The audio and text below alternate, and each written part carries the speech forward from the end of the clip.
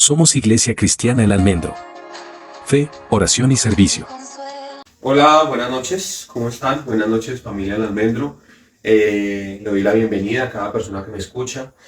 Espero que el Dios Todopoderoso y Eterno sea bendiciendo su vida, todo lo que usted haga y emprenda, sea Él prosperándolo en este día.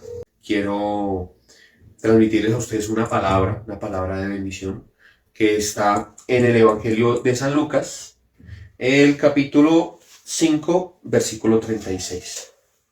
San Lucas capítulo 5, versículo 36. ¿Hasta cuándo? Vamos a estar leyendo hasta el versículo 39. San Lucas capítulo 5, verso 36. Vamos a estar leyendo hasta el verso 39. Bueno.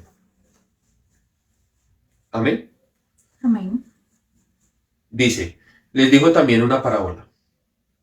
Nadie corta un pedazo de un vestido nuevo y lo pone en un vestido viejo, pues si lo hace, no solamente rompe el nuevo, sino que el remiendo sacado de él no armoniza con el viejo.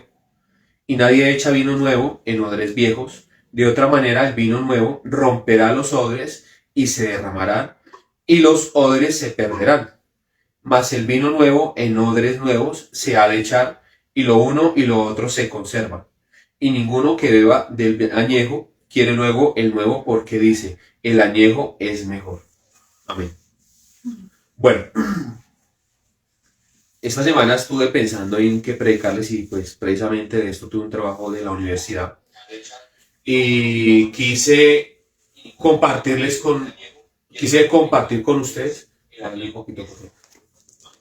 Y quise compartir con ustedes un poco de lo que para mí es el poder acercarse a Dios, el poder conocer y poder estar con Dios, ¿sí? Porque hay muchas personas que desean tener una relación con Él, desean escucharlo, ¿no? La semana pasada estuve hablando de cómo poder oírle, ¿no?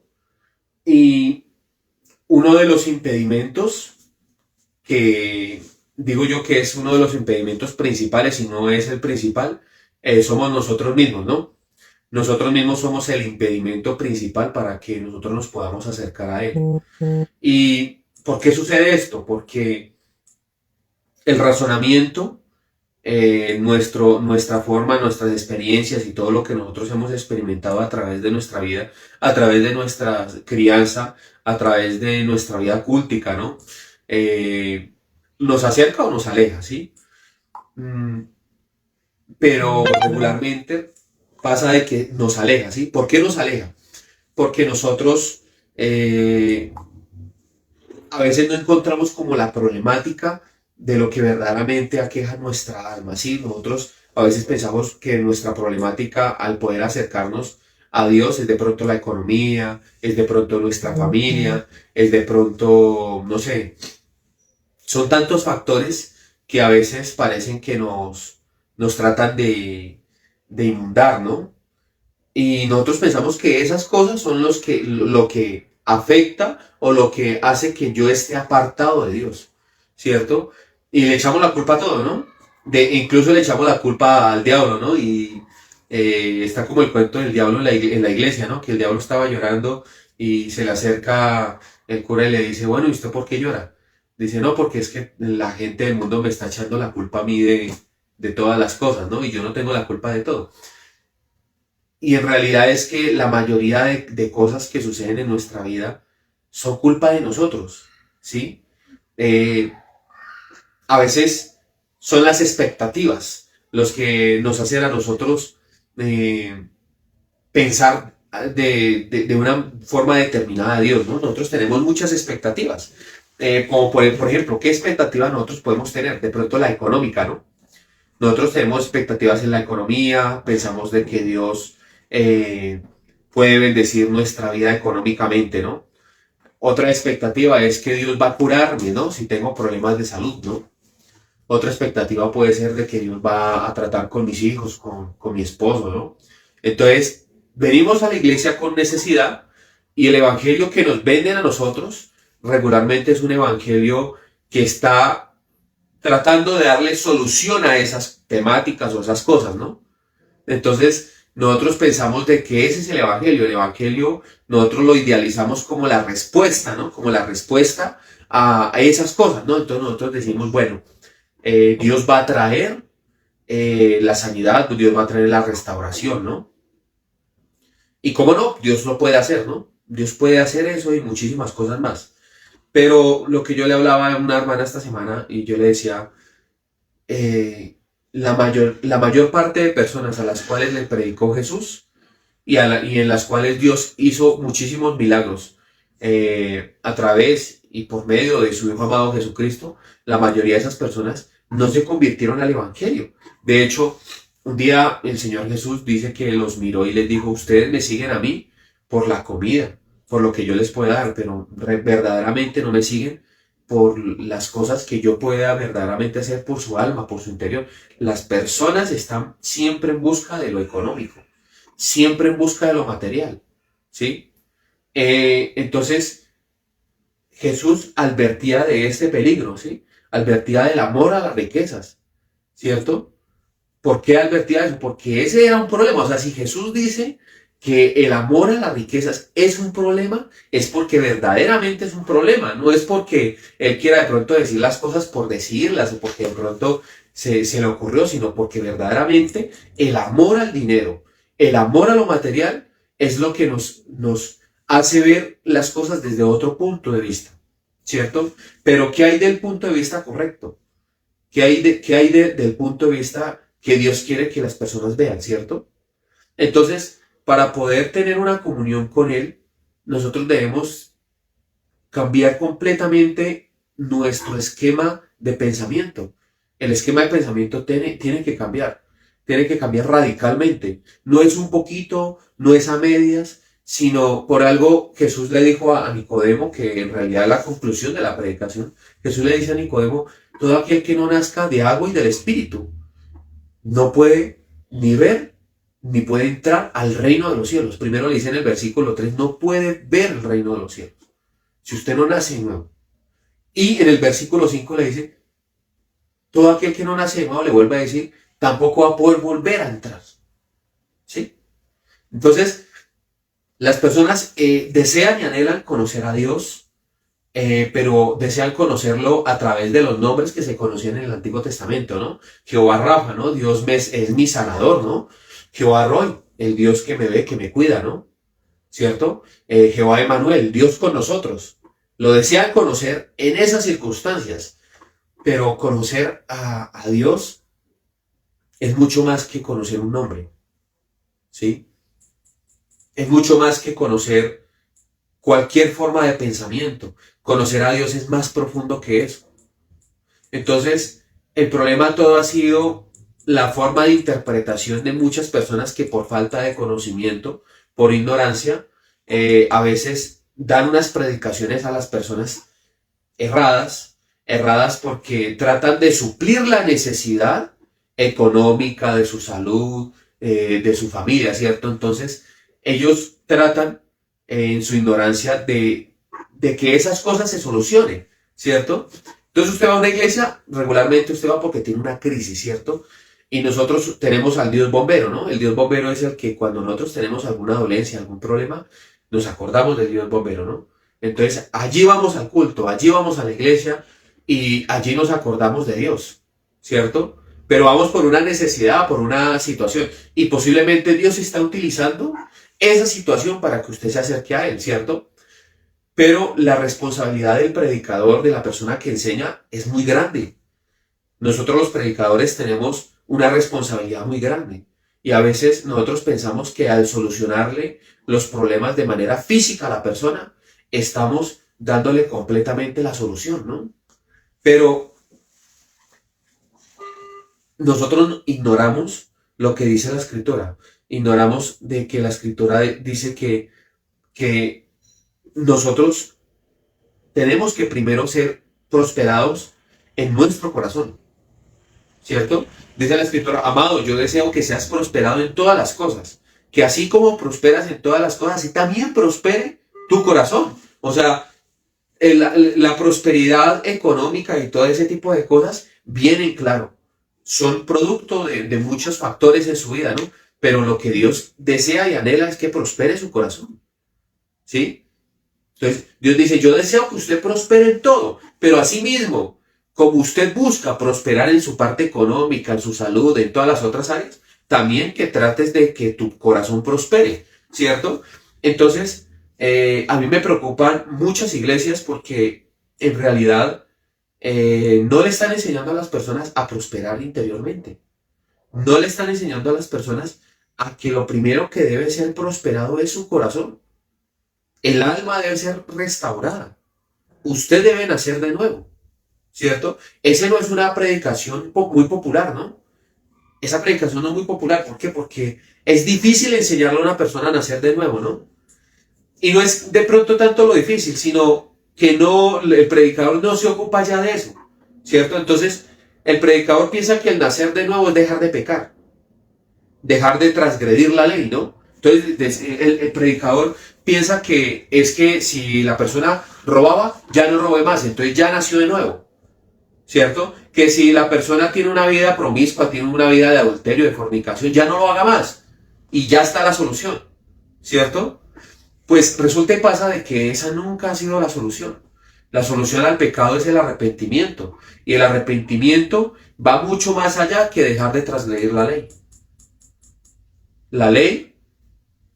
La ley es una guía. La ley es una guía la cual tiene como propósito acercarnos a Dios. La ley es amor, ¿cierto? Pero la ley en sí sola está incompleta. La ley, al no entenderla y al no comprender la gracia, o sea, no entender el complemento, que la gracia es el complemento de la ley, nosotros, ignorando la gracia, tratamos de ganarnos el reino de los cielos a través de nuestras obras, a través del cumplimiento de la ley. ¿Sí? Y ahí es donde nosotros contamos con muchos problemas. ¿Sí? Porque no atacamos la verdadera raíz, el verdadero problema.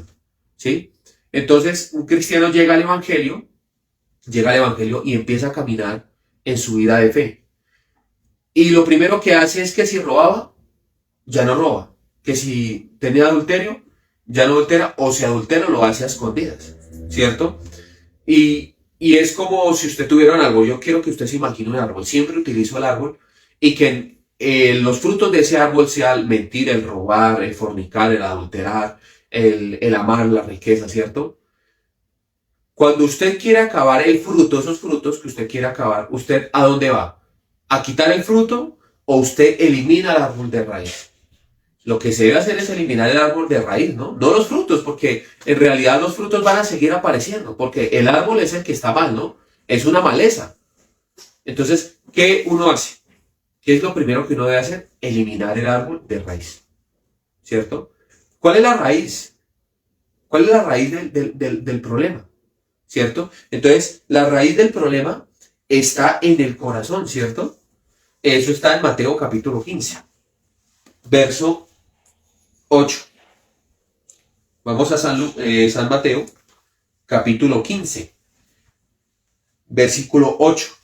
Dice la escritura. Vamos a leer hasta el verso 20. Este pueblo de labios me honra, mas su corazón está lejos de mí, pues en vano me honran, enseñando como doctrina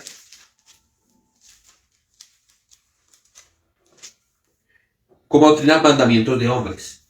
Y llamando así a la multitud les dijo, oíd y entended. No lo que entra en la boca contamina al hombre, mas lo que sale de la boca, esto contamina al hombre.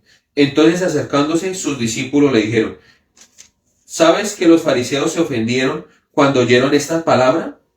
Pero respondiendo él dijo, toda planta que no plantó mi Padre Celestial será desarraigada. Dejadlos, son ciegos guías de ciegos, y si el ciego guiare al ciego, ambos caerán en el hoyo. Respondiendo Pedro le dijo, explícanos esta parábola. Jesús dijo, ¿también vosotros sois aún sin entendimiento? ¿No entendéis que todo lo que entra en la boca va al vientre y es echado en la letrina? Pero lo que sale de la boca del corazón sale, y esto contamina al hombre, porque del corazón salen los malos pensamientos, los homicidios, los adulterios, la fornicación, los hurtos, los falsos testimonios, las blasfemias. Estas cosas son las que contaminan al hombre, pero el comer con las manos sin lavar no contamina al hombre. Amén. Amén. Es increíble lo que dice el versículo 13. Dice, toda planta que no plantó mi Padre Celestial será desarraigada. Refiriéndose a los escribas y fariseos y refiriéndose a que ellos eran ciegos guiando a ciegos. Y lo que yo encuentro en muchas iglesias en la actualidad son ciegos guiando a otros ciegos. ¿Sí? Porque los pastores en la actualidad creen en la santidad como el único medio para poder acercarse a Dios.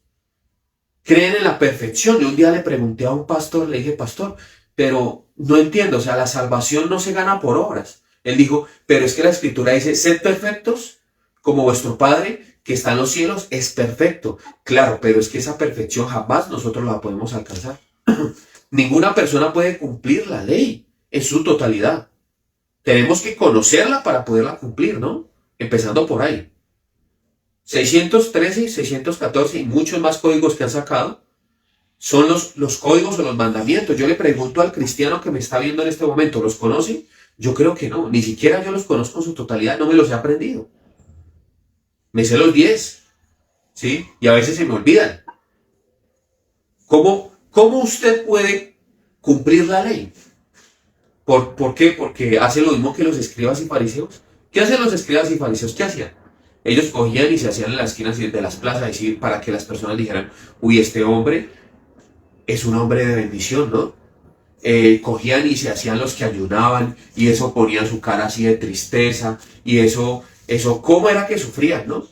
¿Cómo era que esa gente cogía y eso decían, pobrecitos de nosotros, no, nosotros vean cómo ayunamos, ¿sí? Entonces la gente decía, uy, ese tipo sí es espiritual, ¿sí? ¿Qué no hacen lo mismo los pastores en la actualidad y muchos hermanos? ¿Qué no hacen lo mismo? Le piden santidad a las personas. Y ponen mandamientos que ni siquiera Dios mismo pide. ¿Qué hacían los escribas y fariseos? Decían que para poder degustar de la cena o participar de cualquier ritual tenían que lavarse las manos.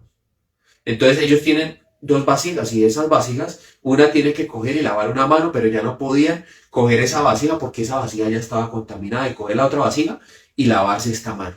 Entonces esta mano no la esta vasija tiene que tener otro color para que ese color identificara la vasija que está purificada con la mano que ya estaba limpia. Así hacían. Y aquí en la actualidad decimos que las personas para poder agradar a Dios tienen que hacer una cantidad de requerimientos de cualquier cantidad de cosas que no ha mandado Dios para poder tener comunión con Él. ¿Verdad? Yo creo en el diezmo de la ofrenda, pero hay pastores que creen que ese es el condicionamiento para que una persona pueda acercarse a Dios. ¿Sí? Yo creo en que las personas deben de tener un grupo de oración, deben de tener un devocional. Yo creo en eso. Pero las iglesias le hacen pensar a usted que ese es el condicionamiento para ser bendecidos. Y el solo hecho de que recibamos la salvación gratuitamente ya es un indicio de que ya somos bendecidos. Ya tenemos bendición. Nosotros ya somos bendecidos, ¿no? Hay pastores que maldicen a sus ovejas. Yo salí de una iglesia maldecido por un pastor. El pastor me dijo que en menos de 4 meses me iban a pasar una cantidad de cosas, una locura. Si yo no estuviera en ese momento, primero, agarrado de la mano de Dios, y segundo, cabalmente con el conocimiento de la Escritura, posiblemente me pase algo, me mato, cualquier cosa, porque a ese punto hemos llegado. Yo conozco una historia que jamás me voy a olvidar. Al personaje le voy a poner Patricio.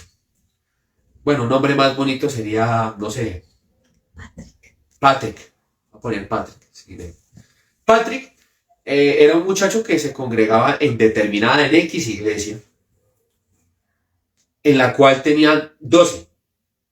Patrick tenía sus 12 y esos 12 tenía 12 y esos 12 tenían otros 12. Ya ustedes entenderán.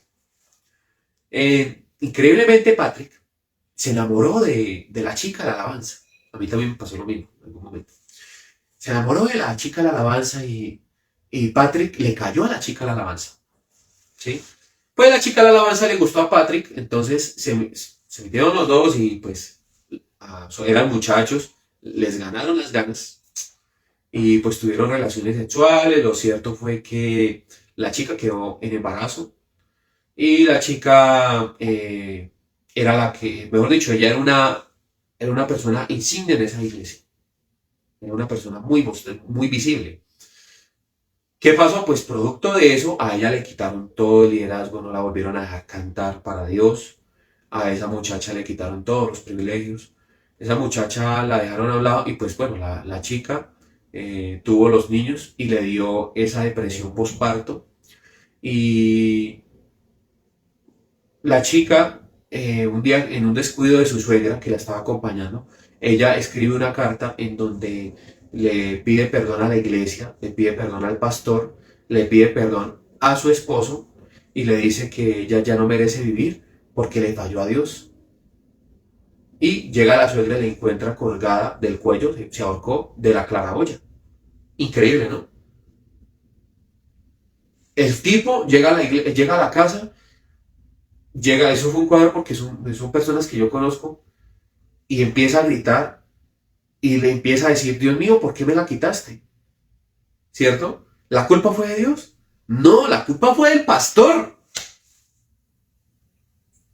¿Por qué? Porque no supo guiar en una situación de esas a personas que, pues, claro, cometerían en cierta forma un error, ¿cierto? Pero esa no era la manera, ¿sí? El cantarle a Dios no es no es otra cosa sino voluntad de Él. Él le da la herramienta a la persona para que pueda cantarle, ¿cierto? Porque un hombre de Dios lastima a una persona así, por falta de conocimiento.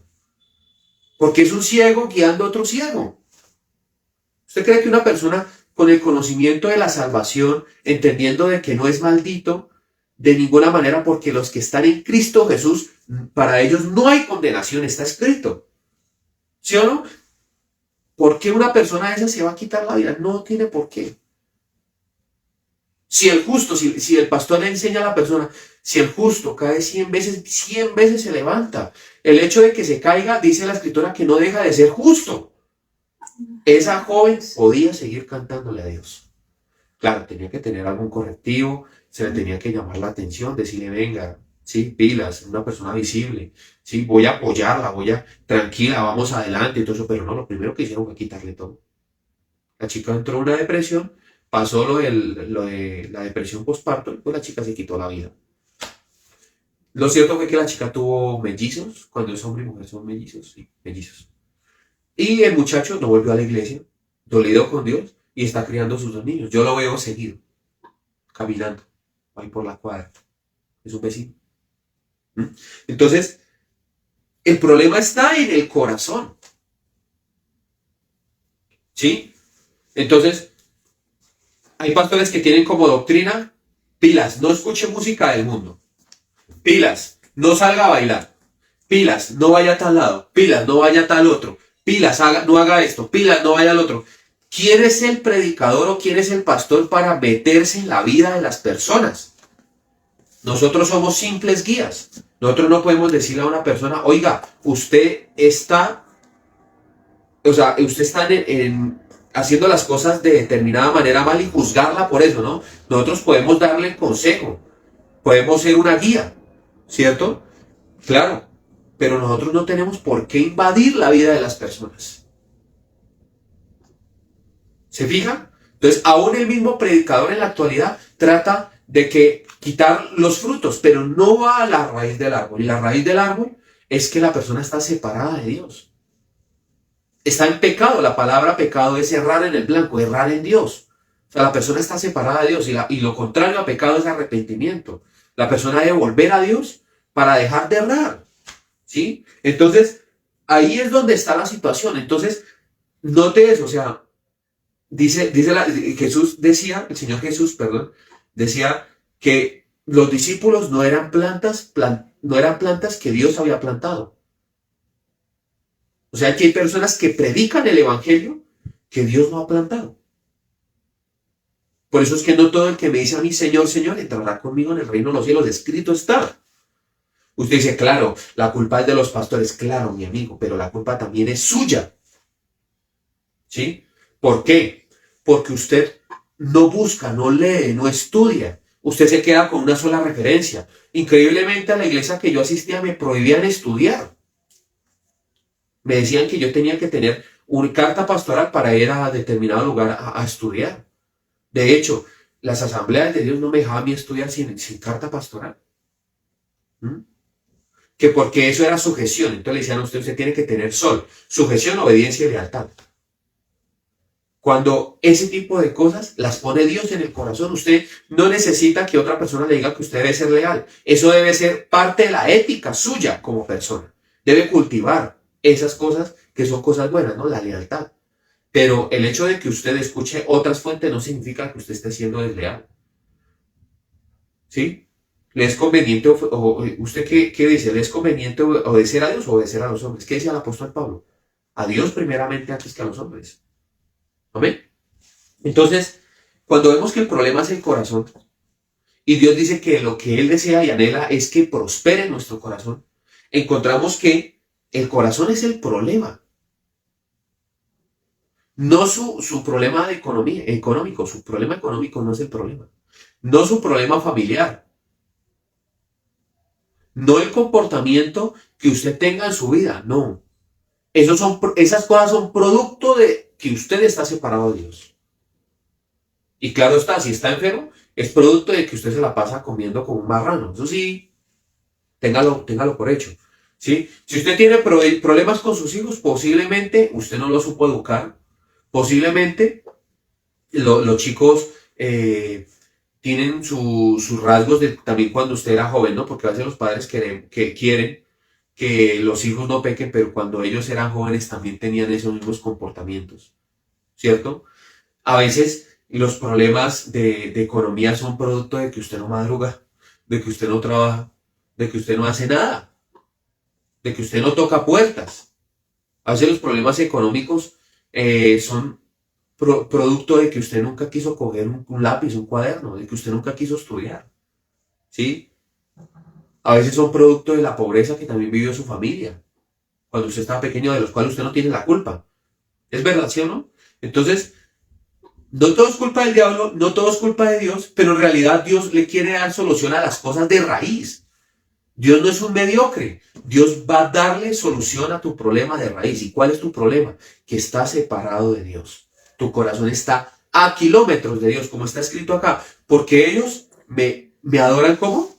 Con su boca. Pero su corazón está lejos de mí. ¿No está diciendo esto aquí Mateo? Porque con su boca me dicen cosas hermosas. ¿Qué no se la pasa a la gente en las iglesias cantando hermoso? Hay alabanzas hermosas, ¿cierto? Pero ¿en dónde está el corazón? El corazón hay que ubicarlo. ¿En dónde está su corazón? En donde esté tu tesoro, allí también estará tu corazón. ¿En dónde está tu tesoro? ¿En esa pareja? ¿En tus hijos? ¿En la economía? Satanás es muy astuto. Y Satanás utiliza la razón y el conocimiento del fruto de la ciencia del bien y del mal. En Génesis, capítulo 3, del versículo 1 al 5, ahí miramos unas especificaciones que la escritura le da a la serpiente. Dice, y la serpiente era la más astuta, ¿sí? La más viva, la más inteligente de todos los animales que habitan ¿en dónde? En el bosque, que Dios había creado, ¿no? Y esta serpiente era tan astuta que se atrevió a decirle a la mujer, con que Dios te dijo que el día que tú comieras de ese árbol, morirías. Dios está mintiendo. Ciertamente Dios te dijo una mentira porque el día que tú comieras de ese árbol, ¿qué le dijo? Serás igual a Dios. Entonces, eso es a lo que yo le llamo la malicia indígena. Nosotros los colombianos entendemos eso como la maldicia indígena, ¿no? Nos creemos vivos, ¿no? Sagaces, audaces. Creemos que tenemos la razón. Creemos que nosotros somos demasiado inteligentes, demasiado vivos, ¿no? Entonces se nos presenta una circunstancia, algún problema, alguna situación y nosotros creemos que podemos sacar la colombianada, ¿no? Y la que no nos la sabemos, nos la inventamos, ¿no? Entonces se nos presenta una circunstancia y nosotros somos más vivos que la otra persona, ¿no? Así somos aquí en Colombia. Somos vivísimos. Entonces, no, hermano, malicia indígena, ¿no? Y sacamos pecho, nosotros tenemos malicia indígena. Pues mi hermano, esa malicia indígena es la que le ha evitado a usted encontrarse con Dios. Porque ¿qué es la malicia indígena? ¿Qué es el conocimiento o su razón? ¿Qué es eso? ¿Que no es producto del corazón? ¿Que de su corazón no salen las fornicaciones, el adulterio, la mentira, el robo, el engaño, el hablar mal de las otras personas? ¿No está diciendo eso Mateo? ¿Amén? ¿No está diciendo? Está diciendo que el producto de su mal comportamiento es de lo que hay aquí dentro del corazón. Entonces los pastores prohíben bailar, prohíben escuchar música, prohíben comer cosas. Hay algunos cristianos prohíben comer cerdo, otros lo avalan, otros dicen que no, que el problema es la rellena, que porque la rellena hay sangre y allí está la vida, ¿cierto? Y hay otros que se emboten la boca y montan rellena. Entonces se viven unos extremos y el cristiano no se pone de acuerdo, pero es que en realidad lo que entra al oído y lo que entra al corazón, lo que entra en la boca, no es el problema, mi querido amigo, el problema es usted. El problema soy yo. Nosotros somos malos. Amén. El Señor Jesús se le acerca a un joven rico y le dice, maestro, bueno, ¿qué haré pues yo para heredar la vida eterna? Lo primero que le dice el Señor Jesús al joven rico le dice, pero ¿por qué me llamas a mí bueno? Si no hay ninguno bueno. Solamente uno, Dios. O sea, ni siquiera el Señor Jesús se consideraba bueno. Y hay pastores en la actualidad que se creen santos, puros, inmaculados y sin mancha. O sea, ni siquiera el Hijo de Dios se considera bueno. Ahora usted, que medianamente puede sostener su hogar, una congregación, usted se cree bueno. Vea la ignorancia hasta dónde ha llegado. Entonces, vuelvo con la malicia indígena. La malicia indígena no es otra cosa que su razón. O bueno, no lo llamemos malicia indígena, llamémoslo su razón. Su conocimiento, su forma de ver las cosas, su vida. Y lo primero a lo que Dios invita para poder seguirle a Él es nacer de nuevo, para poder ver al reino de Dios. ¿Cierto? Eso está en... bueno, no lo busquemos. Busque la historia de Nicodemo y allí va a encontrar que el versículo 3 dice que para poder ver el reino de Dios tiene que nacer de nuevo. ¿Cierto? Y en el versículo 5 dice que para poder entrar en el reino de Dios tiene que nacer de nuevo. O sea, para poder ver a Jesús hay que nacer de nuevo y para poder entrar en Jesús hay que nacer de nuevo. Y el nacer de nuevo no es fácil si no se tiene el conocimiento correcto. Es imposible. ¿Amén?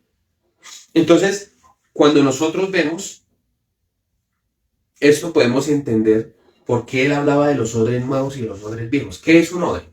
Esta semana yo hablaba con mi novia y ella creía que los odres que se utilizaban para guardar el vino eran odres hechos en barro.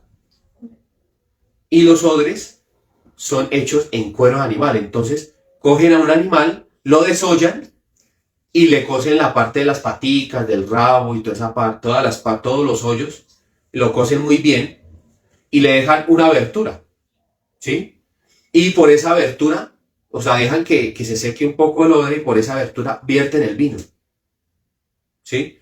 Entonces, al vertir el vino, echan vino nuevo y lo cogen y lo colocan en una parte que no tenga humedad, que no tenga nada, sino lo guardan por allá en una parte oscura, para que el vino se conserve y eso, y fermente, ¿no? Entonces, a lo que fermenta el vino bota unos gases y el cuero empieza a expandirse, empieza a inflarse, ¿cierto? Después de que se toman el vino, pues el cuero no se vuelve a recoger porque ya es un cuero muerto, queda así, ancho. Entonces, ¿a qué se refería él con que no se puede echar vino nuevo en odre viejo? Porque si se echa nuevo vino, ese vino va a generar nuevos gases y va a estirar más el cuero. Pero como el cuero ya llega a un momento en donde no puede soportar más, el cuero estalla, explota, ¿cierto? ¿Qué simboliza el vino para el judío? ¿Qué simbolizaba el vino? La vida. La vida nueva. ¿Qué hizo Noé cuando le fue entregada, cuando descendió del barca? Plantó una viña y tomó vino, ¿cierto? Celebrando la vida, celebrando la oportunidad. ¿Cómo Dios nos va a dar a nosotros una nueva oportunidad de poderlo conocer a Él? ¿Y cómo nos va a dar vida nueva? Nosotros siendo un odre ya inflado. ¿Y cómo se conoce un odre inflado? Lo podemos ver con los escribas y fariseos. Los escribas y fariseos eran odres que ya habían sido inflados con su mal conocimiento. Amén.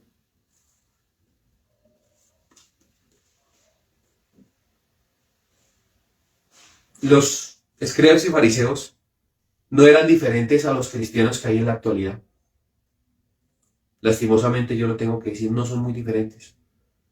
Los cristianos en la actualidad somos, me meto yo también en la colada, chismosos, mentirosos, arrogantes, creemos que no la sabemos toda, creemos que tenemos el conocimiento de Dios porque medianamente hemos ido a una iglesia y hemos medianamente leído la Escritura. Nos creemos doctos, eruditos, teólogos. Hay muchos que se hacen llamar teólogos. Creemos que tenemos el conocimiento, creemos que tenemos la sapiencia, que Dios, tenemos el teléfono de Dios. Eso es lo que creen los cristianos en la actualidad, creemos, ¿no? Que somos perfectos. Y aún teniendo nuestros errores, seguimos asistiendo a la iglesia creyendo en esa perfección. Y a veces nos vamos de jeta contra el planeta porque nos damos cuenta de que no somos perfectos. Pero bueno, para algo sirve la hipocresía, ¿no? La hipocresía sirve que para cuando nadie nos ve, nosotros podemos ya al otro día llevar a la iglesia una cara de santurrones, una cara de santidad que no existe. ¿Amén? Esa es la vida de muchos cristianos en la actualidad. La hipocresía. Claro, como no pueden eliminar el árbol de raíz, siguen tratando de eliminar frutos. Y es más, algunos frutos son tan deliciosos que los coleccionan. Así somos, ¿no?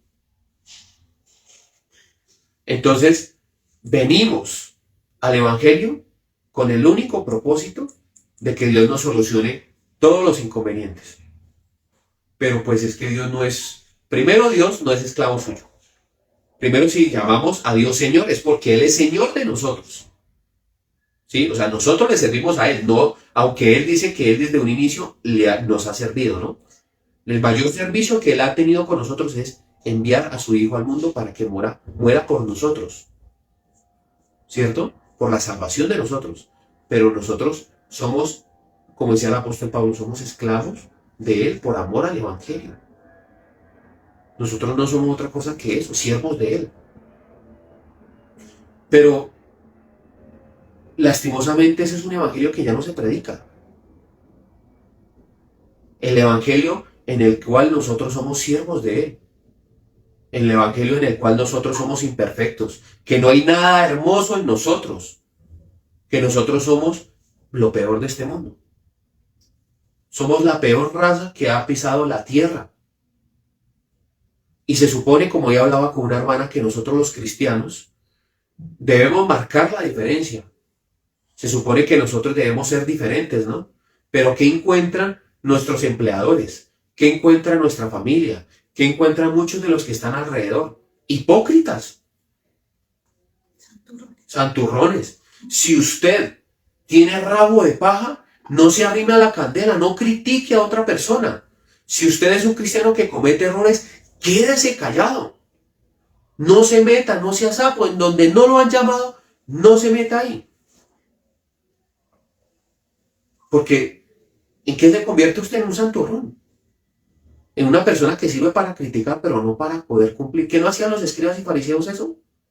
Que creían que tenían, ¿qué decía el Señor Jesús? Porque lo de afuera del plato lo lavaban bien, pero lo de adentro no. Porque son sepulcros blanqueados, porque por fuera está muy bonito, el ataúd está hermoso, pero por dentro está lleno de podredumbre. Y hay un muerto ahí. ¿Quiere usted seguir a Dios?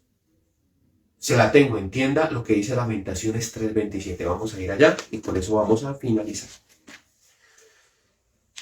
A mí me encanta lo que dice Lamentaciones 3:27, porque desarma la teología de muchos pastores errados. Lamentaciones 3:27 dice lo siguiente. Dice, vamos a estar leyendo hasta el versículo 33. Dice, bueno le es al hombre llevar el yugo desde su juventud, que se siente solo y calle porque es Dios quien se lo impuso. Ponga su boca en el polvo por si aún hay esperanza. Dé la mejilla al que le hiere y sea colmado de afrentas, porque el Señor no desecha para siempre. Antes se aflige, también se compadece según la multitud de sus misericordias, porque no aflige ni entristece voluntariamente a los hijos de los hombres. ¿Cómo me encanta esto? Entender esto me quitó a mí un piano de encima, un peso grandísimo, porque yo creía que mi vida no era perfecta, creía que mi vida era una basura, yo creía que, porque no obtenía el mismo resultado que muchos hombres que yo conocí o muchas mujeres, mi vida era miserable. Este es el evangelio que muchas personas creen. Y mira el engaño de Satanás. La mayor cantidad de personas a las cuales el Señor Jesús hizo milagros, la Escritura relata de que ninguno estuvo, ninguno se convirtió. ¿Cuántos fueron los que estuvieron ahí en el Pentecostés? 120, ¿cierto? 120. ¿Dónde están? Dice la Escritura que no se alcanza ni a contar la cantidad de milagros y de obras que hizo el Señor Jesús. ¿Por qué 120 nada más? 120 es un grupo pequeño. ¿En dónde están toda esa cantidad de gente que veía los milagros? Las personas que recibieron los milagros. ¿En dónde están? ¿Dónde están? Yo me hago esa pregunta. También me hago la pregunta, ¿será que Lázaro, al cual el Señor Jesús resucitó o reanimó, será que él hizo algo importante para el Evangelio? ¿En dónde están esas personas que recibieron toda esa cantidad de milagros, de prodigios? ¿En dónde están? Yo veo nomás a 120. ¿No? Veo nomás a 120 personas reunidas. ¿En dónde están? ¿En dónde están todas las personas que recibieron milagros? Y es que, mi querido y amado hermano, a veces Satanás utiliza esa estrategia para poder engañar sus sentidos. ¿Cuál es la estrategia? Claro, prosperar a unos, prosperar a personas, engañar a personas con la prosperidad. Entonces prospera a unos para que los otros se sientan miserables, porque no tienen lo mismo que otras personas que sí, que tienen la economía o que tienen la salud. Entonces usted dice, ¿y yo por qué veo tantas personas prósperas a mi alrededor y yo no? Yo me pregunto, ¿será que esas personas tienen salvación? Porque es que el Señor Jesús no entregó su vida y Dios no entregó a su Hijo para que una persona se llenara de plata, ni mucho menos para que una persona tuviera la sanidad, ni para que una persona tuviera a su hija, a sus hijos, su esposo en perfectos, que su vida fuera perfecta. Por eso no murió Jesús. Jesús murió por el imperfecto, murió por las personas que tenían problemáticas, personas débiles. De hecho, en todo su ministerio visitó a personas débiles, no a personas fuertes. ¿No? Entonces, ¿en dónde está ese evangelio? ¿En dónde están esas personas? Me hago yo la pregunta. Yo veo que hay muchas personas que entran y salen de las iglesias. Veo que hay muchas personas que salen heridas y no vuelven a la iglesia. ¿Por qué se van? Uno, porque tienen malos guías, porque son ciegos que fueron guiados por otros ciegos. Y por otro lado, porque tienen una manera equivocada de ver el evangelio. El evangelio no se trata, el evangelio no es el Dios vientre. El evangelio está basado en el Dios que da la vida eterna. Claro, usted me dice, o sea, que no hay milagros. O sea, oye, ¿cómo así? O sea, qué chiste, qué gracia servir al Señor. ¿De qué serviría? Sirve de todo, mi amado hermano, porque si usted tiene la salvación, las demás cosas vendrán por añadidura. Todas las demás cosas van a venir por añadidura. Pero lo primero que tiene que haber es la prosperidad del alma y entender como está escrito en Lamentaciones, capítulo 3, versículo 27, que es bueno que el hombre sufra desde joven. Llevar el yugo es sufrir desde joven, desde su juventud, que Dios fue el que se lo impuso. Entonces, usted dice, ay, es que yo nací en una familia tan pobre. Yo nací en una familia pobre. Y le doy gracias a Dios porque conozco muchas personas que han tenido la estrella, que siempre han tenido todo económicamente, pero son las personas más miserables que yo he conocido. No todos, pero sí en su mayoría. No siempre la pobreza es pobreza. Y no siempre la riqueza es riqueza. No miran las cosas por lo que se obtiene, miran las cosas por lo que no se ve, por lo que hay en el corazón. ¿Qué hizo Dios con Samuel cuando fue a elegir a David? Samuel quería que los hermanos mayores de David, los grandes, los fuertes, los guerreros, guiaran a Israel. Pero Dios dice, no te fijes en las apariencias, porque yo no miro las apariencias, no miro lo hermoso de su estatura, no miro lo grande ni lo hermoso de su parecer, miro es su corazón. Para Dios, si usted es una persona débil, para Dios eso es grato. Si usted es una persona que tiene problemas, para Dios eso es grato. Si usted es una persona que se ha equivocado, esa es la oportunidad que necesita Dios para poder visitar su vida y su corazón, ¿cierto? Eso es. Entonces, entender que Dios no aflige eternamente, sino que lo hace porque le toca, para que una persona sea restaurada finalmente, porque ninguna disciplina en su momento es causa de felicidad, pero ¿qué dice la Escritura? Su fruto es fruto de bendición.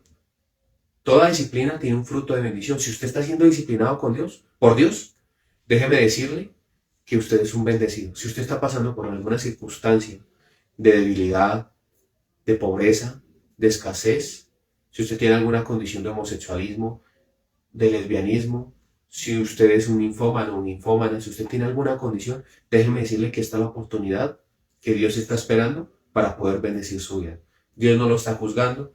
El deseo que Dios tiene para con cada uno de nosotros es poder bendecir nuestra vida y nuestra alma. Yo los amo y los quiero en el amor de Cristo. Espero que el Dios Todopoderoso y Eterno sea colocando estas palabras en su corazón y sea ayudándolo en estos momentos en donde la economía no está fácil, en donde hay problemas, donde hay situaciones que se nos salen de las manos. Espero que el Dios Padre Todopoderoso y Eterno sea bendiciendo a usted, a su familia, a su artesana amasar y su economía. No se olviden visitarnos en nuestras redes sociales. Estamos como Iglesia Cristiana El Almendro. Muy pronto vamos a estar en YouTube, en Instagram, en TikTok. Espero que usted nos siga y espero que usted sea alimentado por la poderosa palabra de Dios. Que Dios los bendiga a todos ustedes. Bendiciones, shalom. Te invitamos a que nos visites en nuestras redes sociales, comentes, compartas y dale me gusta. Nos encuentras en Facebook como Iglesia Cristiana El Almendro, Instagram El Almendro Iglesia, YouTube Iglesia Cristiana El Almendro y TikTok Iglesia El Almendro.